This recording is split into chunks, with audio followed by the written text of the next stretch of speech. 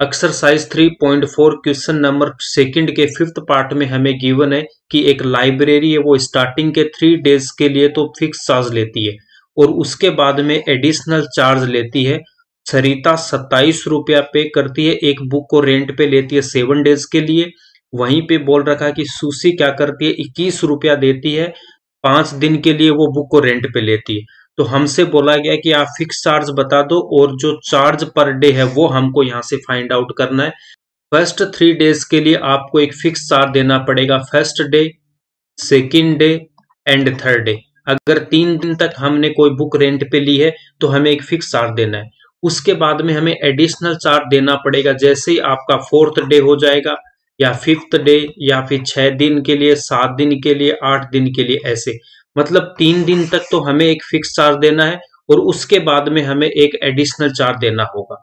तो यहाँ पे देखो, अगर मैं फिक्स चार्ज को अक्स रुपीज लेता हूँ कि मान लो एक हमें अक्स अमाउंट है वो स्टार्टिंग के 3 दिन के लिए देनी है, तो यहाँ पे 1 दिन के लिए बुक लो या 2 दिन के लिए और 3 दिन के लिए, तो वो अक्स रुपीज तो आपको देने होंगे स्टार्टिंग के 3 दिन के लिए। एडिशनल चार्ज को हम यहाँ पे वाई ले लेते हैं। अगर आपको 4 डेज के लिए बुक चाहिए तो यहाँ पे देखो 4 डेज के लिए क्या होगा, देखो स्टार्टिंग के 3 दिन के लिए 1 2 3, यहाँ पे तो मुझे क्या देना होगा, अक्स रुपीज देना होगा, ठीक है। उसके बाद में जो एक दिन मेरा आ गया फोर्थ डे, उसके लिए मुझे एडिशनल चार्ज देना होगा। तो वहां पे क्या हो जाएगा, यहाँ पे वाई होगा और ये 1 से मल्टीप्लाई होगा, यहाँ पे ओनली 1 डे था। अगर मैं यहाँ पे 5 दिन के लिए बुक को रेंट पे लेता हूँ तो स्टार्टिंग के देखो 3 डेज के लिए तो क्या आ जाएगा, अक्स आ जाएगा। और यहाँ पे जैसे fourth day and fifth day के लिए मुझे क्या देना पड़ेगा, एडिशनल चार्ज देना पड़ेगा। तो यहाँ पे नंबर ऑफ डेज कितने मेरे पास, 2 डेज हो जाएंगे। तो यहाँ पे 2y आएगा मेरे पास में। सेम अगर आप 6 दिन के लिए कोई बुक रेंट पे लेते हो तो स्टार्टिंग के 3 दिन के लिए तो क्या हो गया, अक्स रुपीज हो गया। उसके बाद में fourth fifth and sixth day के लिए आपको क्या करना पड़ेगा, एक एडिशनल चार्ज देना पड़ेगा। कितने दिन के लिए दे रहे हैं हम, 3 दिन के लिए दे रहे हैं, तो अक्स प्लस 3y हो जाएगा, ठीक है। तो ये अक्स तो क्या आपके फर्स्ट 3 दिन के लिए, और यहाँ पे भी अक्स क्या 1 से लेके 3 दिन तक का चार्ज हो गया। 7 डेज के लिए अगर मैं बुक रेंट पे लेता हूं तो फर्स्ट से लेके 3 डेज के लिए तो मुझे एक्स अमाउंट देना होगा। उसके बाद में 4 से लेके 7 डेज के लिए, तो यहाँ पे कितने डेज हो गए मेरे पास, 4 डेज के लिए मुझे एडिशनल चार्ज देना होगा। यहाँ तक समझ में आ रहा है। सरिता 7 दिनों तक एक पुस्तक रखने के लिए 27 रुपया देती है। कितने दिनों के लिए, 7 दिनों के लिए। तो 7 डेज के लिए क्या लिखूंगा, यहाँ से देखो, अगर मैं सरिता की बात करता हूं तो सरिता 7 दिन के लिए रखी है, तो यहां से क्या हो जाएगा आपके लिए, x प्लस 4y, और कितना रुपीज वो दे रही है, 27। तो सरिता ने 7 दिन के लिए बुक दी है, तो 1 से लेके 3 दिन के लिए तो क्या हो गया, x हो गया। फिर जो लास्ट के 4 दिन है उसके लिए उसने कितना पे किया होगा, 4y। सेकेंड इक्वेशन के लिए दे रखी है, सुशी ने एक पुस्तक 5 दिनों तक रखने के लिए 21 रुपया दिया है।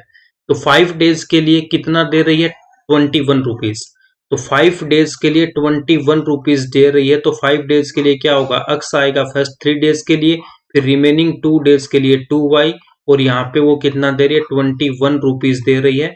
तो ये इक्वेशन हो जाएगी सेकंड। अब यहाँ से हमारे पास 2 इक्वेशन आ गई है। अब इस प्रॉब्लम को हम यहाँ से सोल्व करेंगे। सॉल्यूशन में लिखेंगे, स्टार्टिंग के 3 डेज के फिक्स चार्ज को हमने x ले रखा है और एडिशनल चार्ज को हमने y ले रखा है। अब यहाँ से देखो, इक्वेशन अगर 1 में से मैं इक्वेशन सेकंड को माइनस करता हूँ तो यहाँ पे क्या हो जाएगा, इनके साइन चेंज करेंगे। तो साइन चेंज करने के लिए x यहाँ प्लस का है तो माइनस, प्लस है तो माइनस, प्लस है तो माइनस। अब यहाँ से प्लस का x माइनस का x से कैंसिल आउट होगा। LHS में क्या रह गया मेरे पास, प्लस का 4y और माइनस का 2y। प्लस का 4y माइनस का 2y इक्वल्स टू RHS में 27 माइनस का 21, देन 2y इक्वल्स टू यहाँ पे कितना आ गया, 6, then y equals to 6 upon 2 equals to 3। तो y की वैल्यू कितनी आ गई मेरे पास में, 3 आ गई। अब इस y की वैल्यू को आप चाहें तो इक्वेशन नंबर 1 में पुट करो या इक्वेशन नंबर सेकंड में पुट करो। तो इक्वेशन नंबर सेकंड की अगर मैं बात करता हूं, फ्रॉम इक्वेशन नंबर सेकंड, तो यहां से क्या हो जाएगा आपके पास में, x plus 2y equals to 21।